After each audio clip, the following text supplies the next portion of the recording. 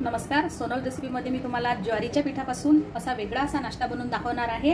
अगदी 2 चमचे एवढ्या तेलातच हा नाश्ता बनणार आहे आणि खूप असा हेल्दी बनणार आहे। चला तर मग आपण रेसिपीला सुरुवात करूया। इथे मी सुरुवातीला ज्वारीचं 2 वाट्या एवढे पीठ घेतलेले आहे आणि त्यामध्ये आपल्याला एवढे हे व्हेजिटेबल टाकून घ्यायचे आहेत। इथे मी पालक घेतलेला आहे, टोमॅटो घेतलेला आहे, कांदा आणि थोडेसे चवळीचे शेंगा आहेत, पत्ताकोबी आणि मिरची आणि लसूण हे सुद्धा चॉप करून घेतलेले आहे। आता या पिठामध्ये हे सर्व व्हेजिटेबल ऍड करून घ्यायचे आहेत। एक एक करून सर्व टाकून घ्यायचे। मी इथे छान असे स्वच्छ धुवून बारीक कट करून घेतलेला आहे सर्व। तुम्हाला हव्या त्या भाज्या तुम्ही इथे घालू शकता।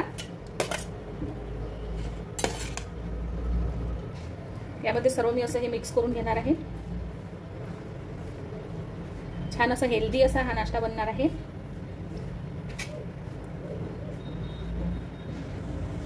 इथे मी चवीनुसार मीठ घालून घेणार आहे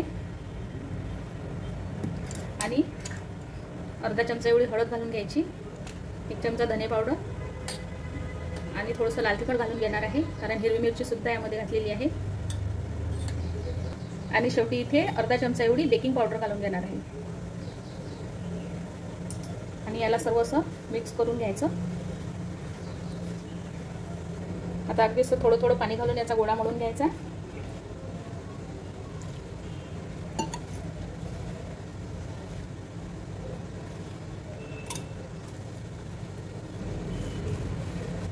इथे हा गोळा मळून झालेला आहे।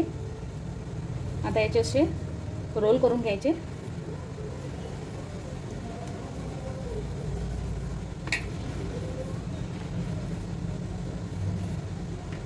असे रोल करून घ्यायचे। हे आपल्याला वाफवावे लागणार आहेत। हे आता इथे गोळ्याचे असे रोल करून झालेले आहेत। आता वाफवण्याकरता मी इथे गंजामध्ये पाणी ठेवलेलं आहे, त्यामध्ये अशी चाळणी ठेवणार। चाळणीला अगदी थोडंसं असं तेल लावून घ्यायचं। यामध्ये असे रोल वाफवण्याकरता ठेवून द्यायचे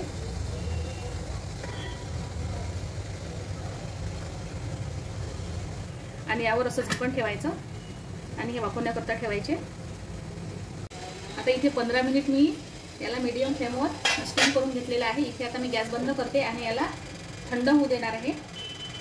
आता हे रोल मी इथे थंड करून घेतलेले आहे। 10 मिनिट तरी थंड करून घ्यायचे, नाही तर मग याचे असे गरम गरम असताना याचे काप पडणार नाहीत। आपल्याला याचे काप करून घ्यायचे आहेत।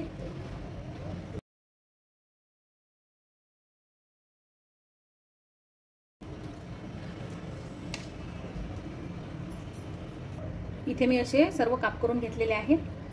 थोडेसे हे असे व्हेजिटेबल असल्यामुळे थोडेसे काप असे होतात, पण तरी असे करून घ्यायचे एवढे जाड। इथे मी एक पॅन ठेवलेला आहे। पॅनमध्ये मी 2 चमचे एवढे तेल टाकून देणार। अगदी कमीत तेलाचा इथे वापर करायचा आहे।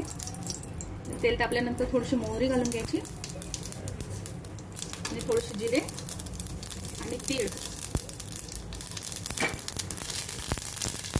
आता यावर अशा ह्या वड्या ठेवायच्या आहेत।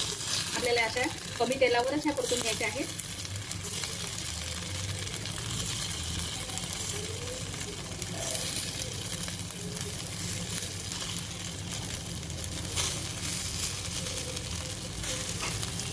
आता कमी फ्लेमवर ह्या थोड्या अशा खालच्या साईडने होऊ द्यायच्या, नंतर मग उलटवून घ्यायच्या। आता 2 मिनिट झाले। आता अशा सर्व वड्या ह्या उलटवून घ्यायच्या आहेत।